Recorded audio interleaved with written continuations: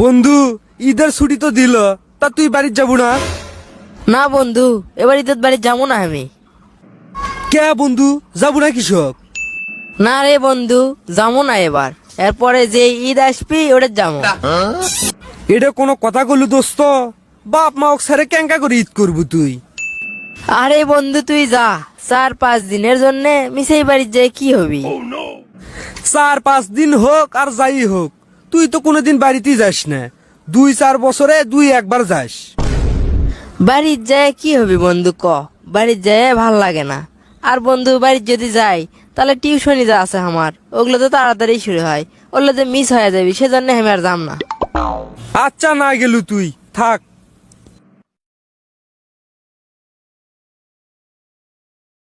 বন্ধু, ঈদ কেঙ্কা করে আলু? তোর কাছে একটা দরকারে এলাম বন্ধু। ঈদ তো ভালোই কাটলো রে বন্ধু, তা কি খবর ক? বন্ধু, আমার একটা চাকরির ইন্টারভিউ আছে, তা শহরের থেকে না দূরেই যাওয়া লাগবি, এই জন্য 1000 টাকা লাগবি।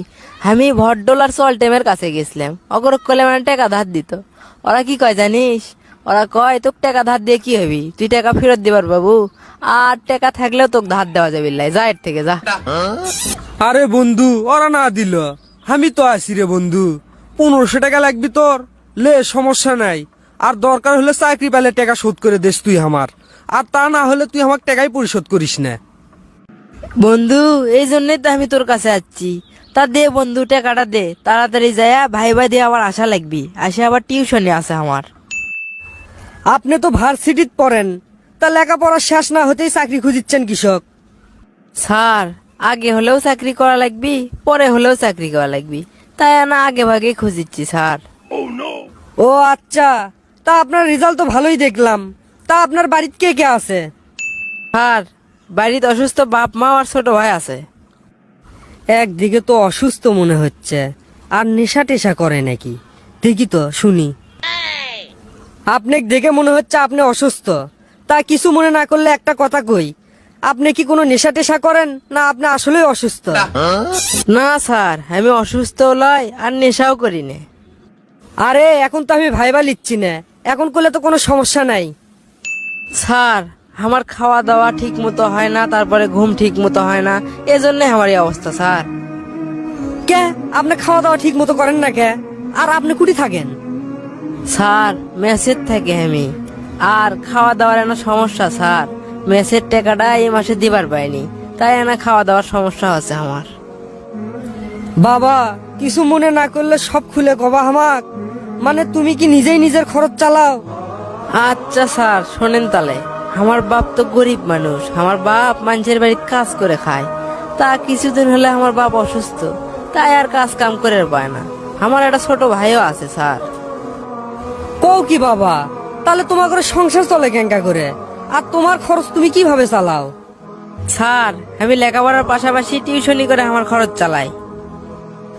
ও আচ্ছা বাবা, তা কয়টা টিউশনি চালাও তুমি? স্যার, সব মিলে 5টা। এত সময় পাও তুমি? তা টিউশনি করে মোট কত টাকা পাও তুমি? স্যার, সব মিলে 10,000 টাকা আসে, আর আমার থাকা খাওয়া মানে খাওয়ার খরচ আর ম্যাচ খরচ 5,000 টাকা লাগে। তা বাবা, বাকি 5,000 টাকা কি করো? তোমার হাত খরচ না তুমি জমাও? না স্যার, ওই 5,000 টাকা আমি বাড়ির দেই। বাড়ির বাপ মা তো চলবে পায় না, আর আমি বাড়ির বড় ছোল, আমি যদি তাগরক না দেখি তাহলে কেডা দেখবি তাগরক? আচ্ছা বাবা, সত্যি করে একটা কথা কও তো, তুমি সকাল থেকে আজ কিছু খাসো? স্যার, সত্যি কথা কইতে আমি সকাল থেকে কিছুই খাইনি স্যার। কৃষক বাবা, না খাই যাচ্ছ কৃষক তুমি? স্যার, এই সেমিস্টারে কিছু বই কেনা বাকি আসলো আমার, তা আমি তো বাড়ির 5,000 টাকা করে দিই। বাড়ির টাকা না দিলে বাপ মাও কি খাবি? বই কেনার চেয়ে বাপ মায়ের খাওয়া দাওয়াই আগে, এই জন্য আমি 5,000 টাকা বাড়ির দিছি। স্যার, ওই বাকি 5,000 টাকার মধ্যে কিছু টাকা দিয়ে কয়টা বই কিনছি, তারপর মেসত খালি থাকার ভাড়াটা দিছি, আর খাওয়ার সব টাকা দিবার পাইনি এই মাসে। মেসত কইছি আমি তো সব সময় বাইরেই থাকি, আমার 3 বেলা খাওয়া লাগে না, আমি 1 বেলা করে খামো, তাই যে কয় টাকা পাচ্ছিল ওই টাকা দিয়ে 1 বেলা খাবারের ব্যবস্থা করছি। এক বেলা খাইয়ে তুমি ক্যাঙ্কা করে থাকো, খিদে লাগে না তোমার? গরিবের আবার খিদে আছে স্যার? আমি যে টিউশনি গুলো করাই সেগুলোর মধ্যে সকালবেলাও টিউশনি আছে, তা টিউশনিত গেলে নাস্তা টাস্তা দেয়, সেগুলো খায়ে আমি সকালের খাবারটা পার করি। আর কোনো কোনো দিন খাবার দেয় না, সেদিন না খায়ে সকালটা আমার পার হয় স্যার। দুপুরের খাবারটা মেসোদাসে খাই, রাতের বেলা আবার টিউশনিত যাই, তখনও নাস্তা খাবার দেয়, ওরলে খায়ে রাতটা চালায়। যেদিন নাস্তা দেয় না সেদিন আর যে অঙ্কেই স্যার, না খায়ে রাত যায় আমার। টিউশনি শেষ করে মেসোদ ফিরতে 11টা-12টা বাজে যায়। তারপর আবার নিজের লেখাপড়া আছে, সেগুলো কমপ্লিট করতেও সময় লাগে। এই জন্য আমার রাতের ঘুমটা ঠিক মতো হয় না, এই জন্যে আমার শরীরের এই অবস্থা স্যার। এত কষ্ট করে লেখাপড়া করিচ্ছ তুমি বাবা? স্যার কষ্ট না করে চলে তো উপায় নাই স্যার। এটি যে ভাইবা দিবার আসমো আমি, সেই টাকাটাও আমার কাছে নাই।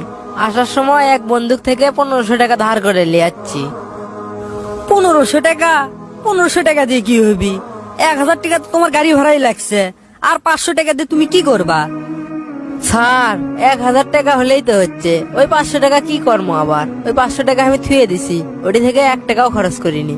এটি থেকে যায়া বন্দুক আবার ফেরত দেবো, তাহলে আমার 500 টাকা বেঁচে গেল। আর ওই 500 টাকা যদি আমি খরচ করি, তাহলে আমার ধার বেশি হয়ে যাবে না স্যার? পরের মাসে যে আমার শোধ করতে কষ্ট হবে। খরচ না করলে খাবা কি বাবা?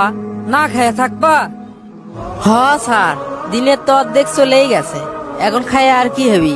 এটি থেকে যায় আবার আমার টিউশনে আছে, ওটি খাবার তো দিবিই নি আমার, তাই ওটি যায় একবারে খামো স্যার।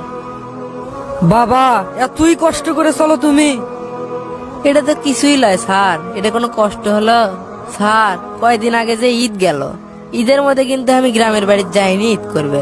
গ্রামের বাড়িতে গেলে টাকা পয়সা খরচ হয়, এই গাড়ি ভাড়ার টাকাগুলো যদি বাঁচায়, তাহলে সেই টাকা দিয়ে আমার আর একটা কাম হবে। মায়ের সাথে আমার 1 বছর হলে দেখা হয় না স্যার, টাকার জন্য 1 বছর হলে আমি বাড়িতেই যাবার পাই না।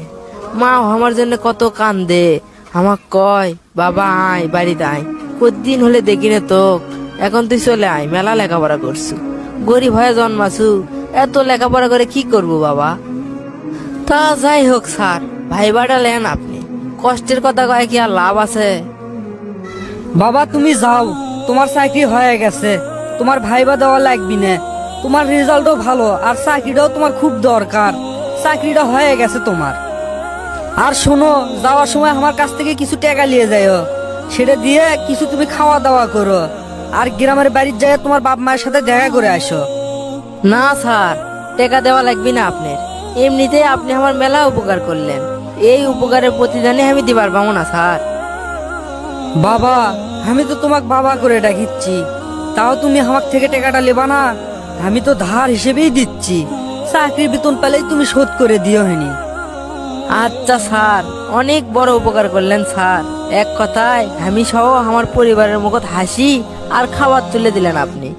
আপনার এই উপকারের কথা আমি কোনোদিন ভুলবো না স্যার। সুপ্রিয় দর্শক মণ্ডলী, আসসালামু আলাইকুম, আশা করি সবাই ভালো আছেন।